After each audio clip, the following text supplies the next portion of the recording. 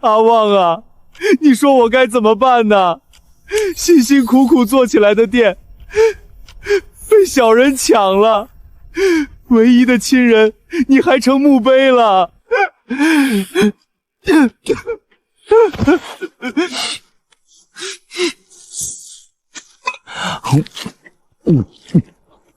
要是你还在就好了。岳哥，你在忙吗？我忙个屁！我店都没了，你死哪里去了？赶紧滚过来陪我喝酒！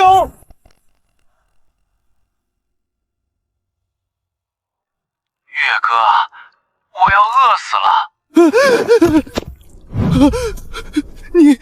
你别过来啊！哥烧的纸不够你直说，明儿我给你烧10只鸡腿。岳哥，我不是鬼，我在这边又活了，可我是真的快饿死了。放屁！你坟就在我面前，我亲手给你烧的纸。我真是阿旺啊！小时候院里发馒头，你回把大的那半掰给我。翻墙偷院长的桃，是你把我推墙后头，自己挨了20遭着。岳哥，这些事儿除了咱俩，还有谁知道？阿旺，真是你！阿旺，你真还活着？你这是在哪儿啊？我记得那天出事，眼前一黑，再醒来就在这片古代荒地了。这儿在闹大灾，到处都是难民。我发现手机也跟着过来了，就第一时间就打给你了。岳哥，这手机好像能传东西。你赶紧给我弄点吃的，我是真的快撑不住了。你等着，我试试。岳哥，真传过来了，太香了！我去，还真行。来，阿旺，喝2口别噎着。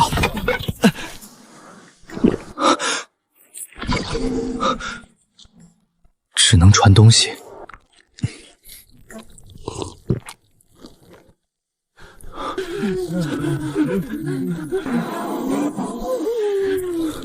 岳哥，这儿到处都是难民，能不能给他们也来点儿？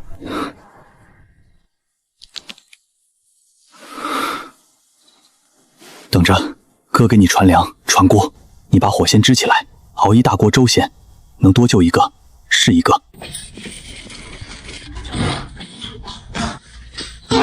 米、水、盐，锅得大，人多。阿旺，撑住，马上到。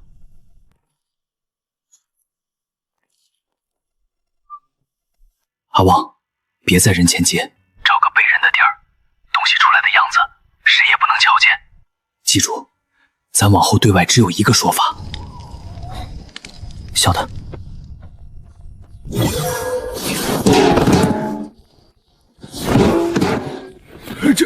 这粮食打哪儿冒出来的？是神仙显灵了？不是神仙，我有个好兄弟，在远方一个大商号里，他听说这边闹灾，连夜叫人走偏路，夜里送粮过来，怕招贼，不敢声张，托我替他在这儿施粥。东家远在千里外，旁的底细我也不清楚，我就管一桩事：熬粥救人，都别愣着。捡柴的捡柴，烧火的烧火，今晚有粥喝。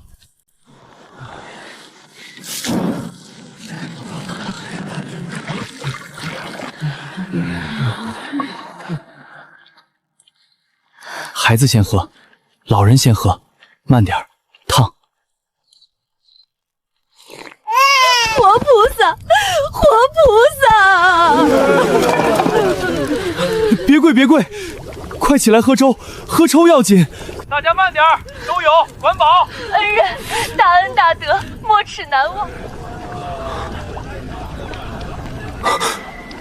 东家，荒地那头有人施粥，免费的，喝粥的人乌泱泱一片。咱20文一碗的稀粥，今儿一碗没卖出去。免费？灾年里送粮，这小子是要断我的财路。去打听，那粮哪儿来的？一个外乡野小子哪儿来这么多粮？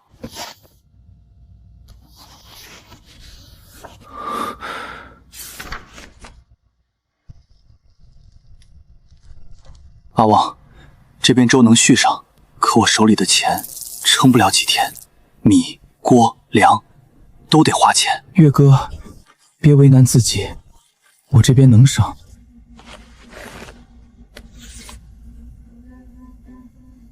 你这傻子！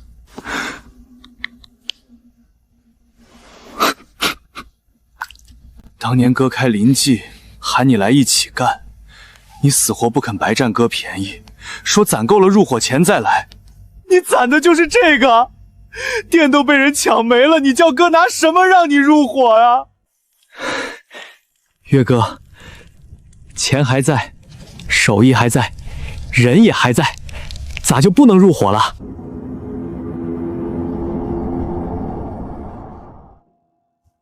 阿旺，这钱哥收下了，算你的入伙钱。临济被人抢了，抢不走哥这双手，咱从头再开一家。这回你是合伙人，一边开店赚钱，一边接着攻你那边。好，合伙人。月哥，你看，知道你钱紧，我寻思省着点花，这边野菜遍地都是，我领着大伙挖了掺粥里，一锅顶过去2锅，能省小一半的米。行啊，你会过日子了。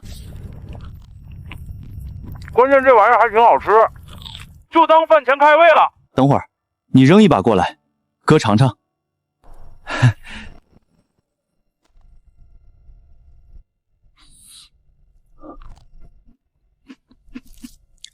阿旺，这菜哪儿长的？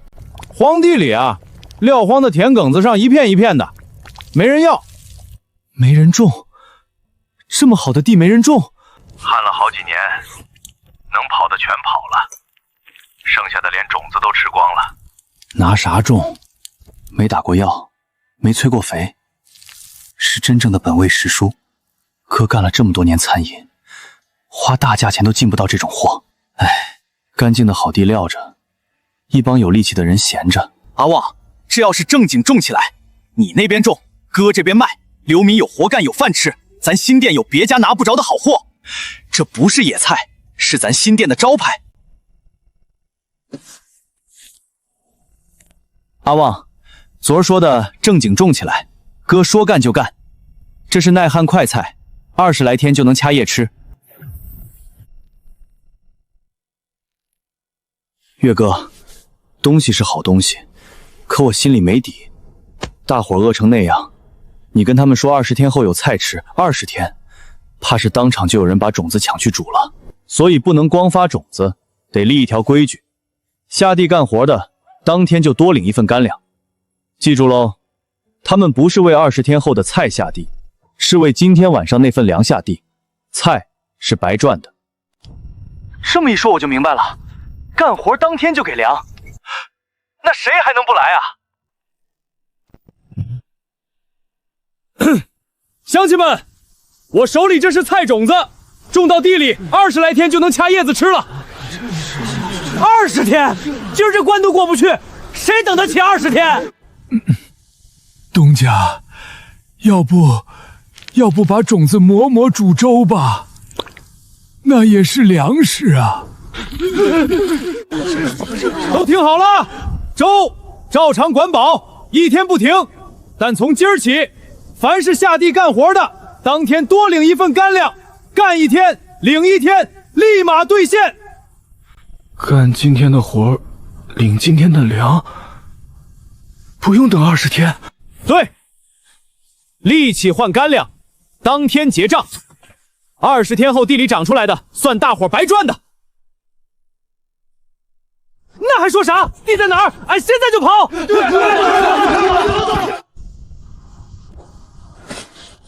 下地的跟旺哥走，会做饭的这边，看孩子的那边排好，别挤。俺们又有种子下地了。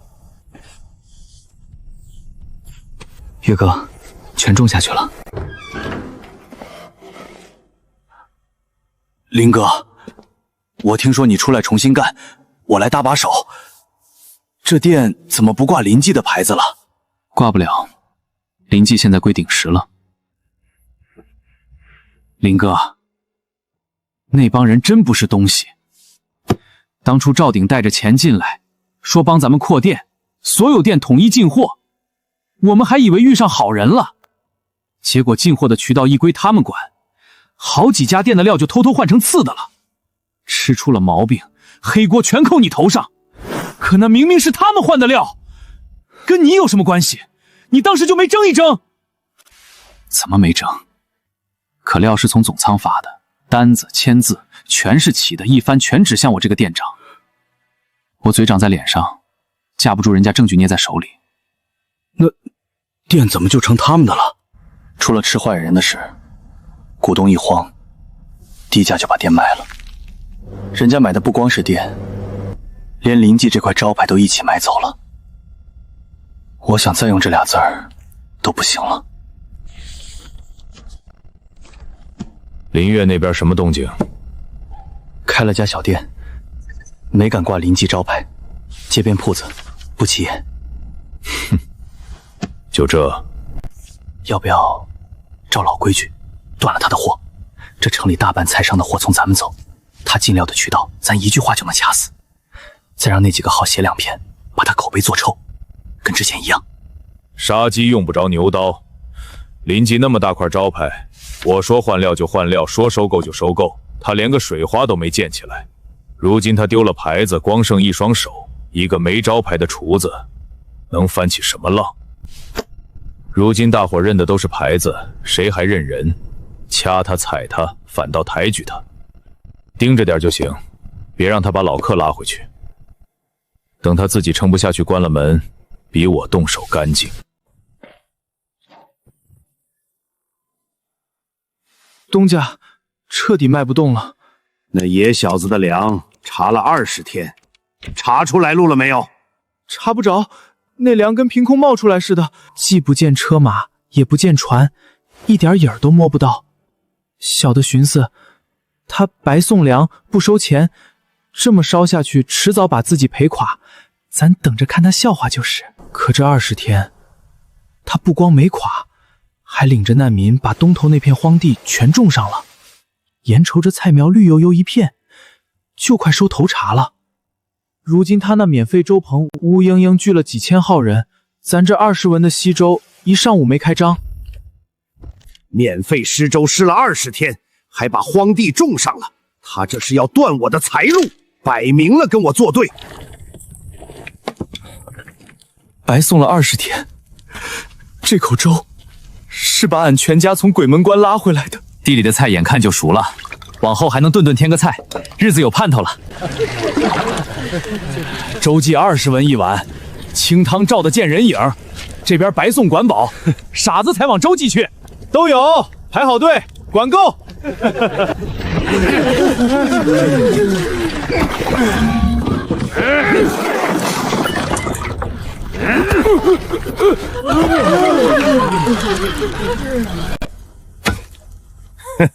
哪儿来的野小子，敢抢周记的生意？识相的，趁早把这破棚子关了，不然今天砸的是锅，明天砸的就是人。都把手放下，谁先动手谁没理，咱不能上这个当。乡亲们都看着，我这棚子白送粥管饱，救的都是快饿死的人，我招谁惹谁了？他周记20文的清汤卖不动了，就来砸我的锅，推我的人。你们砸的是俺们一家老小的活命饭啊！算你们今天人多。哼，这破棚子能开几天？走着瞧。我们东家要收拾你，有的是法子。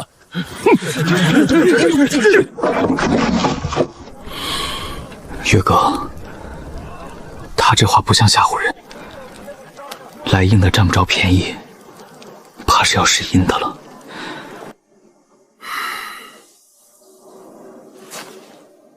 一群废物，几百个泥腿子都压不住，硬的不成，就来软的。他那粮再多，也得从我周记的地界上过。去会会管曹粮的钱大人，我倒要看看，没了进城的路子，他这粥还怎么施？钱大人，那范鹏小子的事儿，还得您给做主。一个施粥的，能有多大事儿？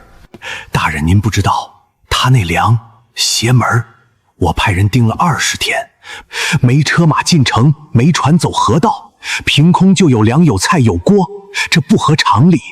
你的意思是，要么是私通外路走私粮，要么就是妖术。大灾年里聚着上千号人，天天管饱，人心都归了他。哪天他振臂一呼，这一片可就不归大人您管了。钱大人，您只要发句话，把进城的粮道一封，再派几个差役去查他粮的来路。他那粮压根儿说不清从哪儿来，只要查不出来路，妖人惑众这4个字他就赖不掉了。进城的粮道我这就下令封了，差役我也派去问他粮从哪儿来。不过周老板，眼下这赈灾的差事水深，上头督办大人盯得紧，你我办事干净些，别为个施招的野小子惊动了那尊大佛。大人放心，那笔肥差您和督办大人吃得安分，小的替2位趟浑水，绝不往外漏半个字儿。要真查出是妖术蛊惑百姓，用不着你周记动手，官府直接就能拿他办他。旺哥，出事了！街上都在传，说咱这粮是妖术变的，说你是妖人，还说官府要封进城的粮道，派差役来查粮的来路。岳哥，麻烦了，他们查不出粮哪儿来的，就说我使妖术，差役要来查，我这粮全靠你传，根本没来路，咋办？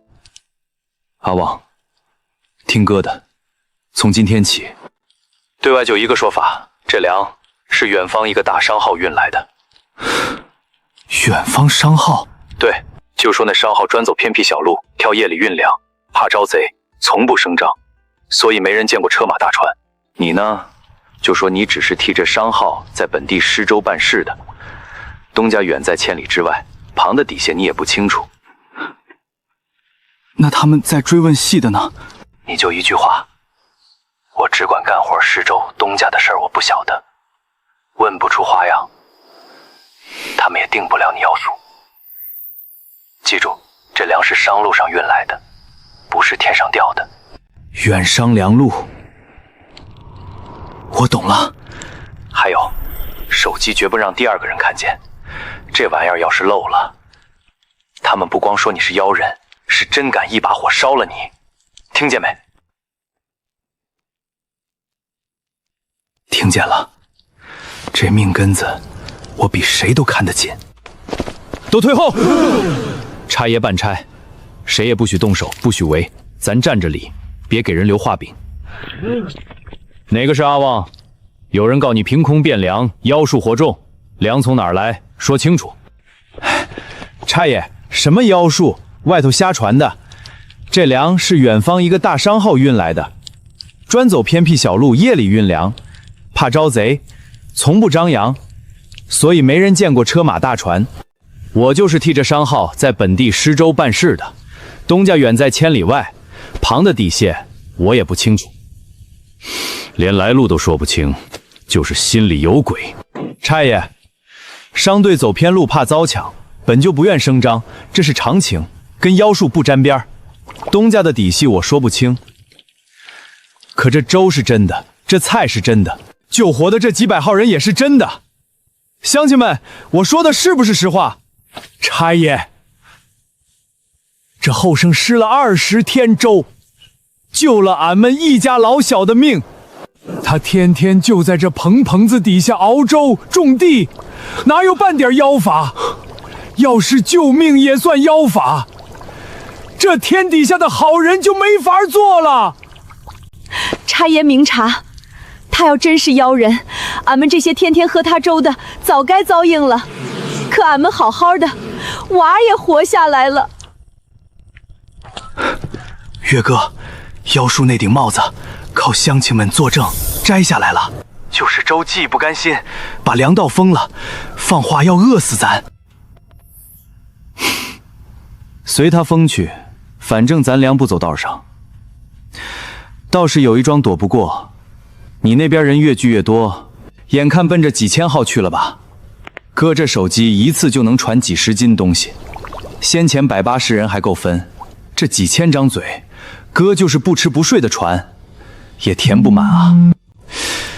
岳哥别愁这个，就差这1-2天，明儿头茬菜一收，连粥带菜管饱，往后这几千号人靠地里出产就够了，不用你硬传。就差这1-2天？眼下这1-2天的脚用你紧着传，咱撑得住。行，这2天哥不睡了，也给你传满。挨过这个坎儿，往后地里自己长。岳哥，你看，昨儿说的菜就是这一大片。往后为这几千号人，靠的就不是你那点传的了，是脚底下这片地，这茬接那茬，地里自己长，管够。你那手机，往后省着劲儿传种子、传家伙就行。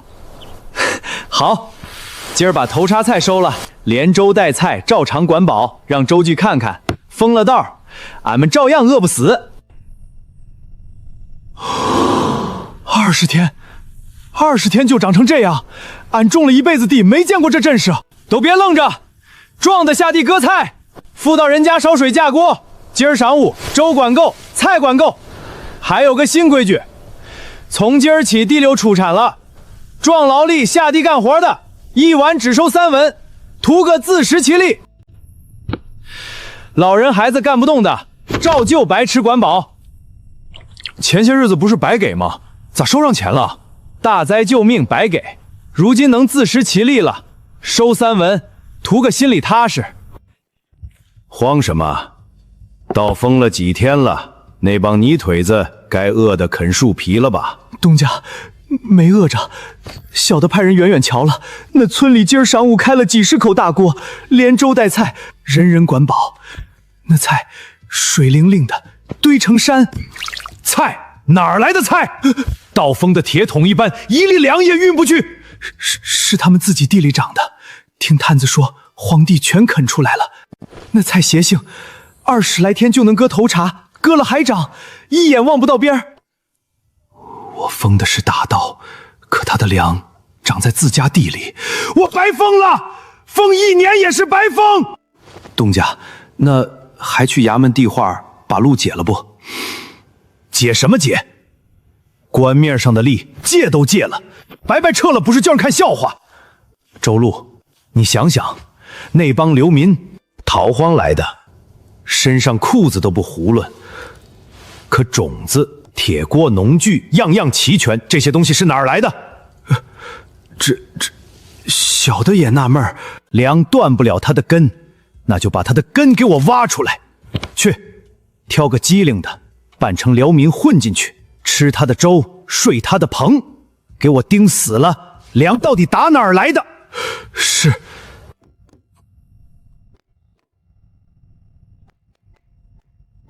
店有了，名也有了，就差招牌菜。岳哥，头茬，专挑最嫩的给你留的，尝尝。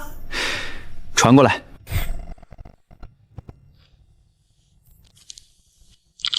这味儿脆甜回甘，城里再贵的有机菜都吃不出这一口，这地是真干净。哥的招牌菜有了。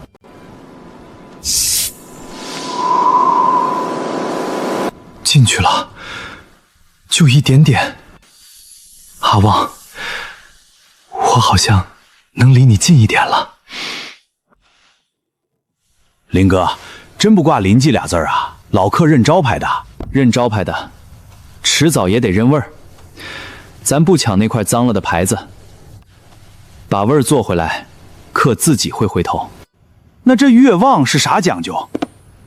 月是我，旺是我兄弟。这店是我俩说好要一块儿开的。这本味时蔬是个啥菜？凭啥限量？乡下小农户的菜，没打药没催肥，量小供不上多少，每天就那几十份，卖完为止。底下这些常菜，走的是正规渠道进的料，管饱实惠。记住，咱这店好料明着摆，账目清着记。林哥，剩这点菜留着干啥？又不卖，留样。今天卖出去的东西，我这儿都留一份记一笔。谁哪天说我家菜有问题，我开柜子亮账本，一查便知。还没人找茬呢，你先把后路铺上了。做干净的买卖不怕人查，怕人查的才心虚。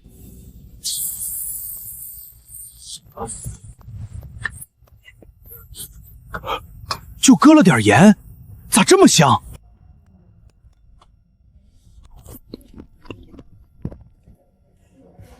老板，这菜，这是当年临记那个味儿啊！我可有小半年没尝着了。自打临记出了那档子事儿，我就再没敢信过外头的菜。今儿这一口，这味儿回来了。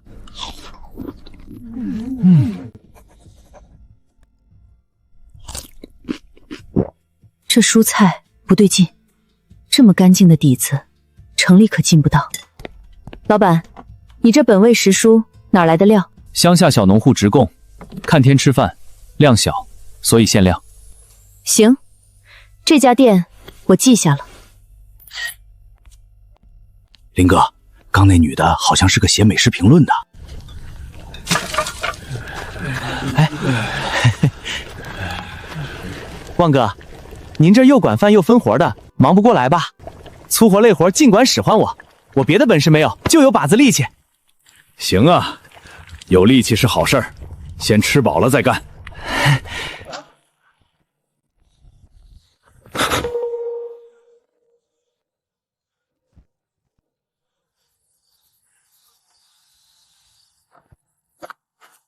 王哥，那个新来的姓什么都没人说清的，白天勤快的反常，夜里却在粮屯边你屋外头摸来摸去。我留意2天了，他那双手白净，虎口连个茧子都没有，哪像逃荒挨过饿下过死力气的人。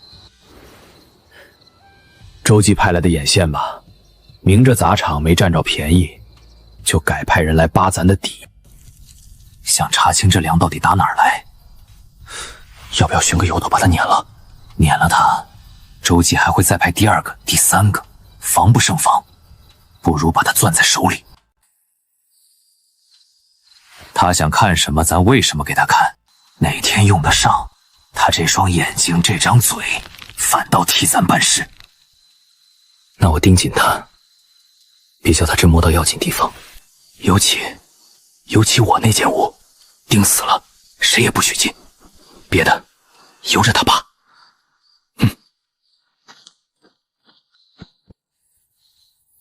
岳哥，麻烦事儿来了。周记派了个眼线，扮成流民混进来，专盯咱粮从哪儿来。白天套近乎，夜里在我屋外粮屯边转悠。把手机看紧了，那东西要是叫他瞧见一星半点，妖人那顶帽子立马又扣回来，这回连乡亲都保不住你。我晓得清楚，我让阿和盯死了，手机从不离身，嘴上的口诀还是远上梁那套，他套了2天，啥也没套着。阿旺，周记这老东西死穴在哪儿，你知道不？囤粮抬价？对，可也错，仓里囤的全是高价吃进的陈粮，赌的就是灾年粮越来越贵。这种人最怕一样东西，怕啥？怕粮价掉。只要他信粮药不值钱了，他比谁都急着脱手，生怕烂在仓里，砸在手里。道理我懂了，可梁家又没真掉，咋叫他信？不用真掉，只要让他以为要掉。你那眼线天天扒着茶凉园，这些天也亲眼见了。咱那地自己长菜，长得邪性，你就漏给他一句：这地疯长，菜要大丰收，多的吃不完。过几日就敞开免费白送，全城灾民人人有份。菜跟他那粮有啥相干？相干大了。灾年人为啥肯出高价抢粮？怕饿死。可一旦满城都是不要钱的菜，家家拿菜掺糠煮菜粥，一天原本要吃3斤粮，如今1斤就垫饱了。全城要的粮立马少掉大半。要粮的人一少，他囤那一仓高价粮就卖不动，砸手里了。对，他赌的是灾年人人抢粮，菜一白送，瓜菜带粮，这赌就输了。那我上市集上嚷嚷去。光靠市集传未必管用，市井谣言他见得多了，未必全信。那咋整？他不是派了个眼线蹲咱据点里扒底吗？这眼线咱反过来用。咋用？他费这么大劲把人安插进来，图的就是点真东西回去交差。咱就给他一桩真东西，你当着他的面装作压根儿没防着他，悄悄跟阿和咬耳朵，把这白送菜的消息漏给他偷听。这时他眼见为实，那地真在疯长，由不得他不信。他自个儿偷来的，准当成宝贝送回去。对，他信自己的眼线胜过信外人。这一回，他那眼线就成了割替你递到他跟前的刀子。市集上再撒一把，两头一对，他再不会疑。我懂了。记住，你只放风，别成头，剩下的让他自己的贪心收拾他自己。阿和，跟你说桩事儿，先别外传。咱这地儿你也瞧见了，邪性的很，菜长得比啥都快，眼看大丰收，多的吃不完。东家说过几日就敞开免费白送，全城灾民人人有份，菜粥管够。当真？满城都有不要钱的菜掺着吃，那还有几个肯买高价粮？粮价岂不要他？可不。嘘，隔墙有耳，回头细说。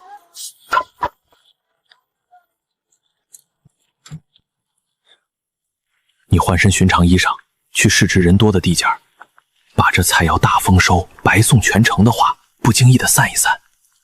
记住，别提是咱让你去的，就当街坊闲客。明白？听说了没？那管饱饭棚的菜要大丰收，过几日免费白送，赈济全城，菜粥管够。真的假的？那有不要钱的菜垫着，谁还买高价粮？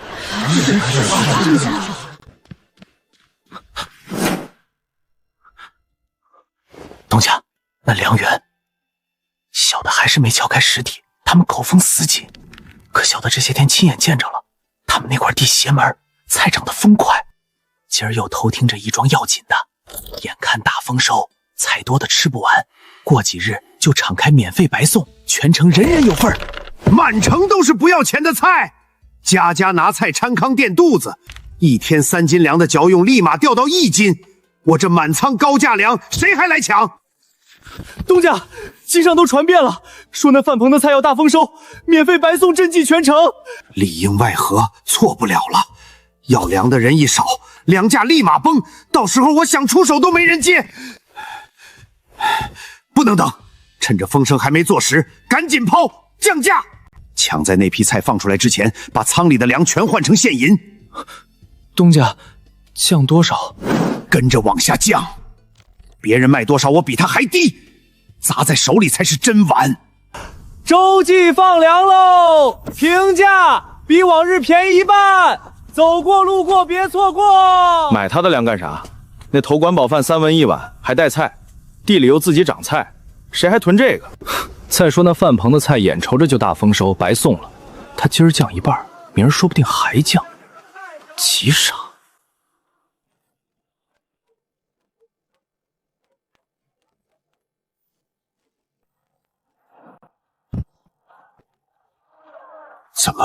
怎么会这样？我降到这份上了，那菜也始终没放出来。你这些日子又去蹲了的，他那大批菜到底白送出来没有？小的连着蹲了好几日，菜是还在涨，可一颗也没往外送，集上也早没人传了。是那范鹏小子，地里真涨菜是真，大丰收免费白送是假。他算准我会派人盯着，拿着半真半假的话专演给你偷听。我千挑万选的眼线，倒成了他递到我跟前的刀子，我这一仓粮全贱卖了啊！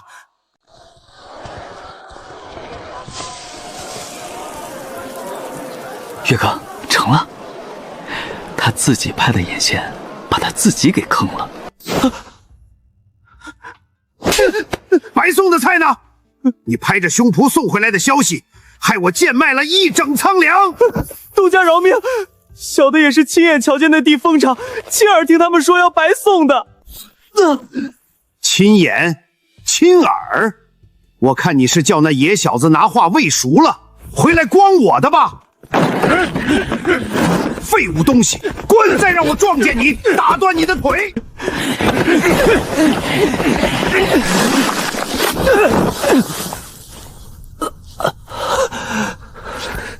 滚远点儿！怎么了，小满？林哥，我托还在鼎石的朋友偷偷把这个拿出来了，当年换那批饲料的内部调料单。这上面有批条，有签字。当时你说是他们背着你换的料，压成本砸招牌，可你手里没一张纸，说破天也是空口。现在不一样了，白纸黑字，谁批的谁画的押全在上头。当时要是有这张纸就好了，这种单子鼎石仓里还压着不少。这边的账也该轮到我来翻了。小满，这事先别声张，证据得一张一张凑齐了，等齐了，一次掀干净。东家，这一亏伤了筋骨，底下几家分号的银钱都周转不开了。去递帖子，求见钱大人。当初风凉道押那范鹏是他点的头，我栽了这么大跟头，他不能装看不见。钱大人那头怕是不肯沾。他敢不认，挪赈灾粮的肥差，他和曹上那位督办大人吃得最饱。这浑水我替他们趟了这么久，要补窟窿，自然找他们。东家，这话可不敢乱说。背后里，今儿就去。汪哥，跟你打听个事儿，上头不是早拨了赈灾粮，说要开仓放赈吗？我等了3月，一粒影子没见着，倒是周记的高价陈粮，仓里堆得冒烟儿。朝廷的赈灾粮没到百姓手里，听说卸进漕运的官仓就再没出来过。我们这些小本买卖的，想进点平价粮周转都没门路。岳哥，我琢磨明白一桩事，这场灾一半是天旱，一半是人祸，赈灾粮压根儿没发下来，全叫人吞进官仓了。周姬敢这么横，底气怕也是从这儿来的。这条线先记心里，不能打草惊蛇。你看这儿，批次号、仓库编码、签字都齐，可光一张单子告不倒人。林哥要顺着查。对，换料不是凭空换的，得有供货商出次料，有车队走货，有仓库进出，环环留痕。你那还在鼎石的朋友，能不能再帮个忙？把这批次对应的进货账、送货单，想法子偷拍几张，复印几份带出来。我去问问，这种单子仓库底档里都压着原件，他能想法子翻拍？当年一块被裁的几个老伙计，换料出事那阵亲眼见过半夜换箱子，他们肯出来签字作证。要的就是这个，一张单子是孤证，账货人对上了，才定得死。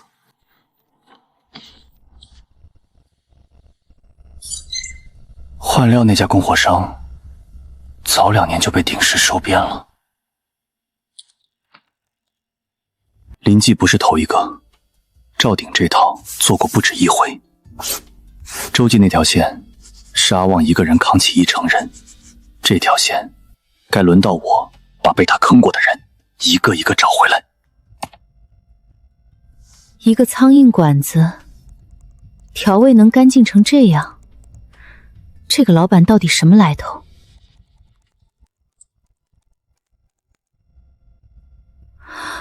食安事故，这双手做出来的东西能出食安问题？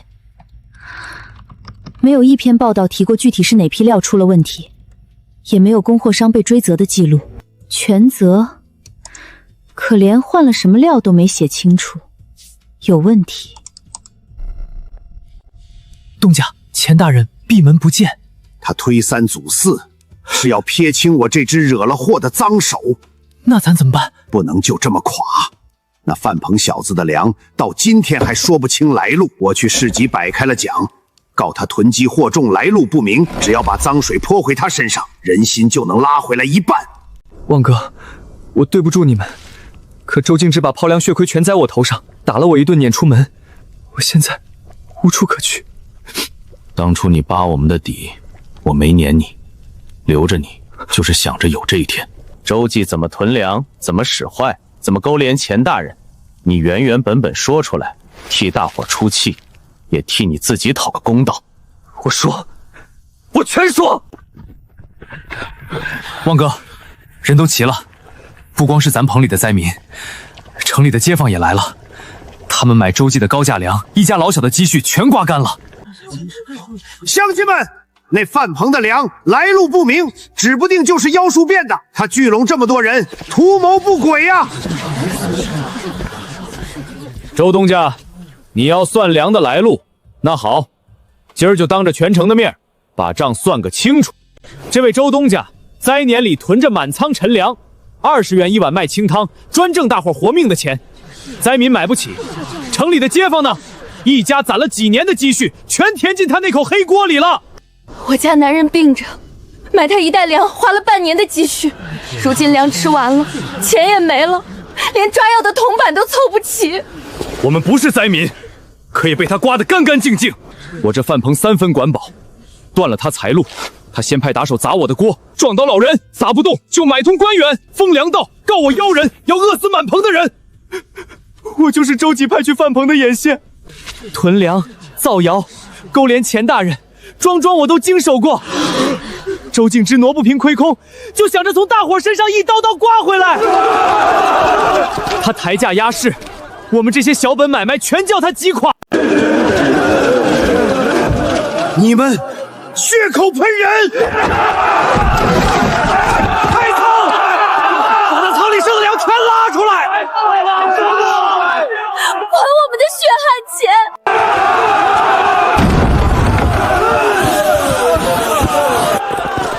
钱大人有令，周敬之囤粮害民，扰乱粮市，即刻拿下，收押候审，仓中余粮充公赈济。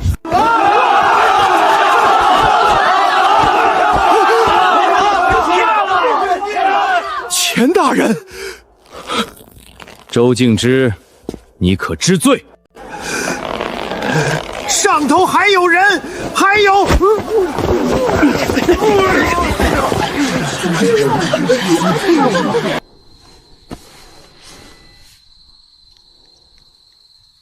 岳哥，周记倒了，粮仓开了，人也被差役押走了。可有一桩事不对劲，抓他的是钱大人的人。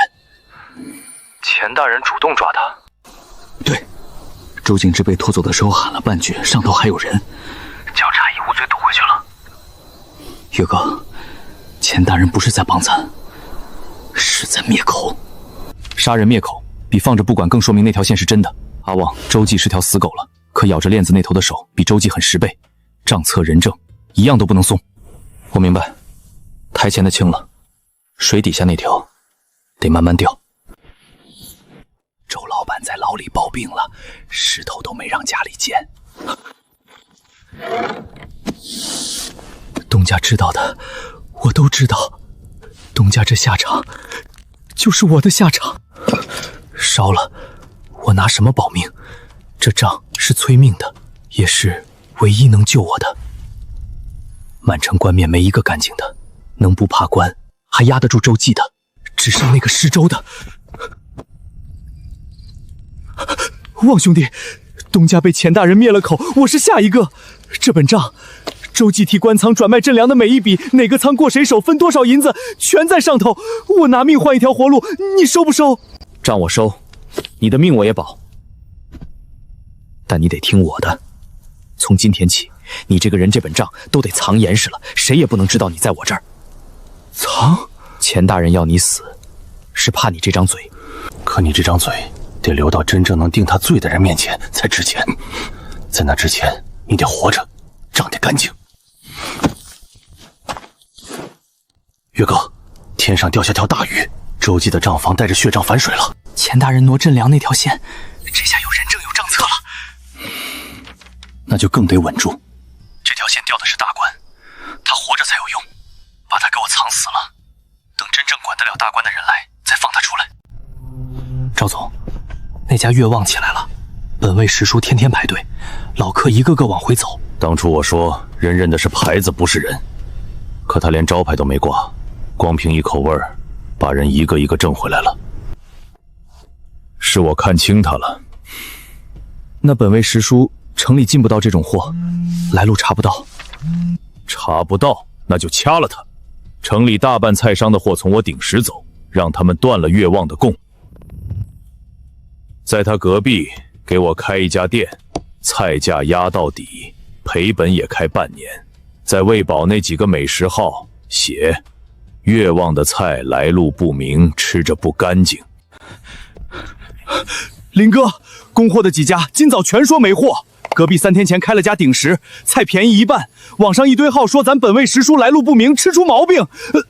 意料之中，赵鼎掐得了常规菜，掐不了本位师叔，他连货从哪儿来都查不到，怎么掐？那黑屏呢？满网说咱脏，怕人查的才心虚。这面墙是透的，留样柜天天满的，条账摆门口，他们写100篇来路不明，不如客人嘴里一口真味。货断不着，月旺那本位师叔根本不走城里菜商，咱掐不到他的进货。隔壁咱那家店菜价压到底了，没人去。客人说月旺那口味别处吃不着，便宜的他不要。黑屏也压不住，林月把后厨全敞开了，门口立了块牌儿。更邪门的是，他那本位时书挂在城郊一个登记在册的自家农场名下，菜也确实干净，送检全合格，票据报检追溯码，咱顺着一路查到农场，连个错处都挑不出。赵总，掐货压价黑屏全没压住，更要紧的，林月再翻几个月前收购临街的旧账，找回被裁的老人们，连那张换料调料单都到他手里了。他顺着旧账往我头上翻，一旦坐实当年是我换料栽他黑锅，我吞下去的全得吐出来。那先下手。他翻案靠被冤枉，大家同情他，可同情只给一次。找个人去月旺当场吃出问题，一个刚翻案的人自家店再出食安事，公众只会信他真有问题，名声先烂了，他往上咬就没人替他说话，趁他咬到我之前，先把他的嘴堵死。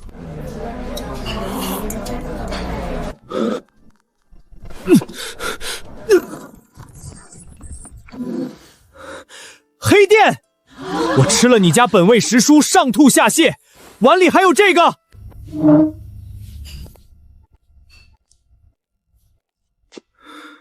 吃出问题是大事，小满，报警，再打市场监管的投诉电话，就说月旺有顾客当众称吃出异物，请他们来现场处理。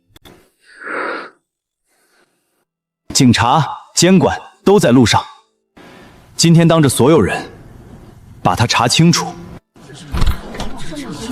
今天每样菜我都封了留样，贴了日期。这位先生吃的本味食蔬，这儿有一模一样一份，没人动过。宋姐，有毒没毒机器说了算，不是谁喊一嗓子说了算。这几个一起拍摄视频的号，我查了，都是同一家公司开的。这家公司是鼎食的。托尔，鼎食派来的。市场监管局接到投诉说这儿吃出东西，东西先别动，留样台账、监控都封了，该检的检，该查的您随便查，监控也请一并看。这位先生说我家菜里有虫，怎么来的？上面拍得清清楚楚。虫是你自己放的，监控归监控，店照样需要例行检查。开留阳柜，后厨台账，一并查。留样齐全，台账对得上，后厨没问题。店是干净的，倒是你这虫是栽赃，不是食安事故，后面警察跟你算。我就问你一句，谁给你钱让你来闹的？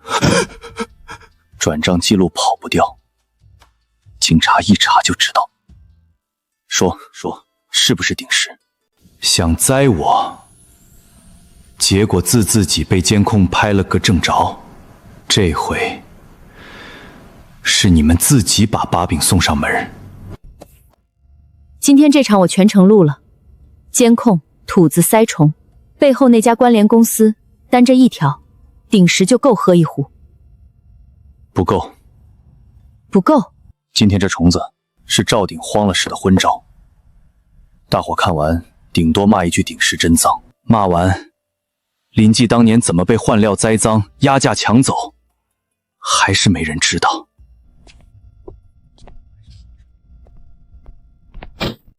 调料单、进货账、送货单，几个被裁老员工的证词，旧账、新账，要报一次报干净，批次、签字、付款方全对得上。这不是管理不善，是有人蓄意换料，把锅扣你头上。你查了我这么久才肯把这些拿出来，信我了？你不用信我，看这些对不对，自己决定发不发。我做内容只一条规矩，只说查的实的，这些我核的实，发。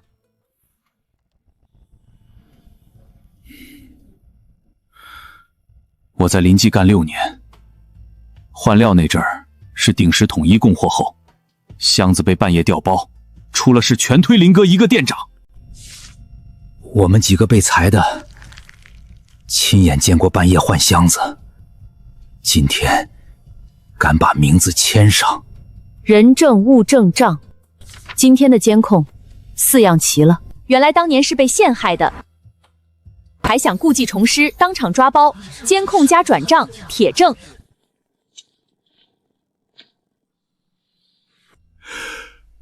我就知道你做不出那种事。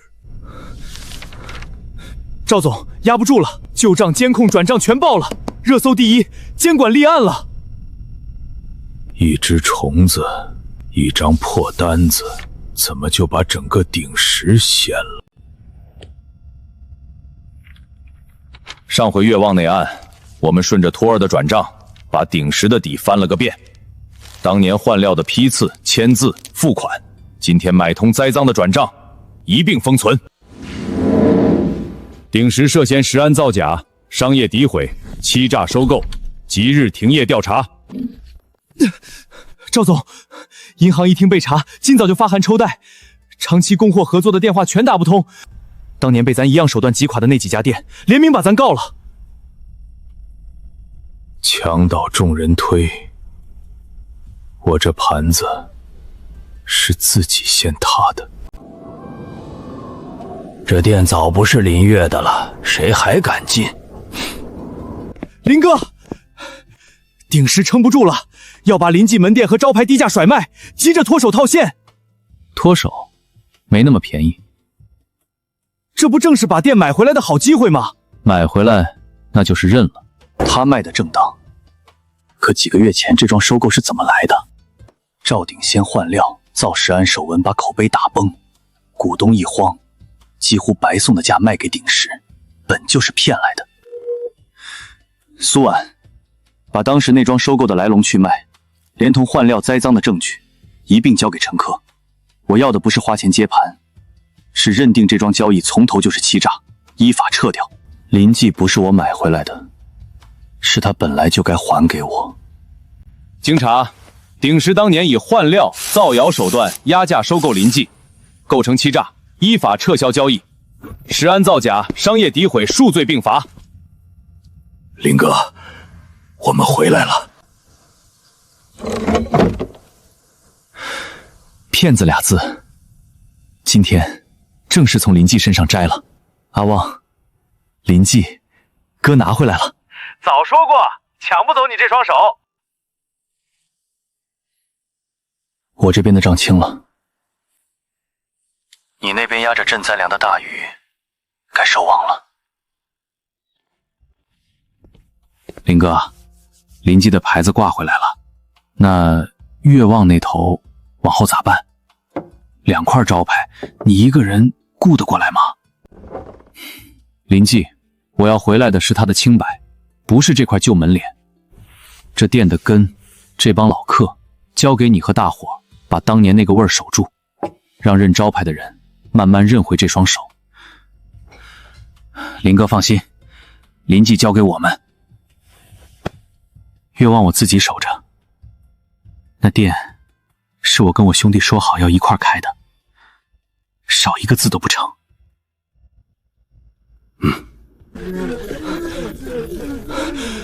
旺哥，经理下来钦差了，这场灾死的人太多，瞒不住。皇上派钦差大臣专查赈灾粮的去向，朝廷自己来查了。可钱大人、曹上督办大人早得了信儿，这几日连夜往官仓填粮做样子，对外只说赈济一直在放，能堵嘴的全堵了。岳哥，机会来了，可也凶险。钱大人他们填空仓做假账，想把钦差也糊弄过去。咱手里就一个泥腿子，一个反水眼线，钦差凭啥信咱？不信堂堂督办。阿旺，他们能填满官仓，能买通账房，可有一样东西做不了假。啥？人。他账上写赈济一直在放，人人有粮，可你这一城灾民，这几个月谁吃过官府1粒赈灾粮？没有，全是咱那口周鹏救活的。仗是死的能改，上千张活着的嘴问一句，官府赈过你没有？齐声答没有。这账一对就穿，再加周记那本账，周敬之囤的高价粮哪个官仓流出来的？账在周禄手里，他东家被钱大人灭了口，这粮子能用。他们眼赈济太平，你就把这一城没领过1粒赈粮却差点饿死的活人，原原本本摆到钦差面前。死粮对活人，假账对真嘴，他们输定了。大人请看，仓轮充实，赈济从未断绝。地方虽遭灾，幸赖天恩，并无饿殍。并无饿殍。钦差大人，草民有冤情上禀。讲。他们说赈济从未断断，草民只问这一城人一句：大伙儿，这半年官府赈过你们1粒米没有？没有。这上千号人是草民施粥垦荒一口口喂活的，官仓堆的冒尖的粮，没1粒到过百姓嘴里。大人若不信，问一句，这满仓粮哪天放给了哪个灾民？账上可有领粮人画押？大人，小的是周记账房，我家东家周敬之替钱大人、督大人转卖官仓的赈灾粮，高价盘剥灾民，这一桩桩一笔笔账目都在这儿。哪个官仓出的粮，过的谁的手，分了多少银子，写得清清楚楚。你家东大人呢？怎不来对质？东家事发后就叫钱大人灭了口，小的怕做下一个，连夜抱着这本血账投了旺兄弟。这些日子东躲西藏，就为等大人您这把能定他们罪的尺。满仓是连夜填的，账是新做的，可这上千张嘴，这本血账做不得假。督办前手挪用赈粮，盘剥灾民，杀人灭口，铁证如山。来人，拿下！开官仓，放赈，按户发粮，一户不落。青天大老爷，岳哥，成了，台前水底全清了。岳哥，林记回来了，你守着他，往后就是好日子。就是隔着这块屏，看得见，碰碰不着。当年割开灵迹喊你入伙，你说攒够入伙钱再来，钱攒下了，人却隔了1000年。头一回只能传东西，开张那天指尖才进去一点点。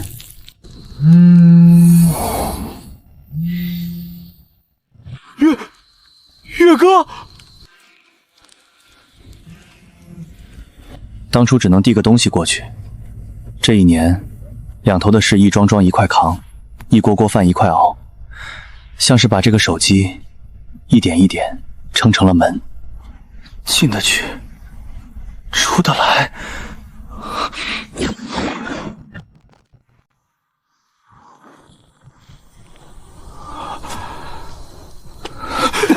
月哥，是真的，你真过来了。门开了，阿旺，看得见也摸得着了。这手机两头都通，我那边店还开着，这边地也撂不下，往后割两头跑。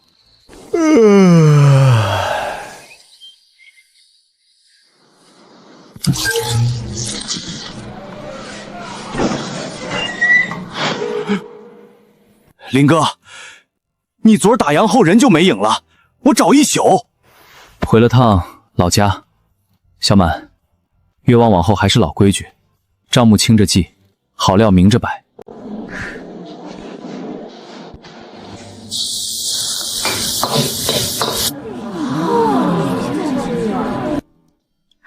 还是这口，这味儿一辈子忘不了。来。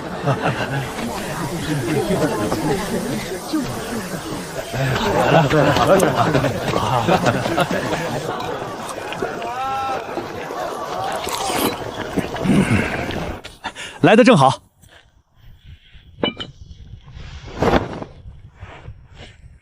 这桌的菜就等你掌勺。现代越旺，古代临济，2块招牌，一个味，都是咱俩的店。两头跑，不嫌累？当年我对着你那块墓碑，喝一肚子闷酒，觉得这辈子就剩我一个了。如今好了，这头有你，那头有店，门一迈就到，累点是福气。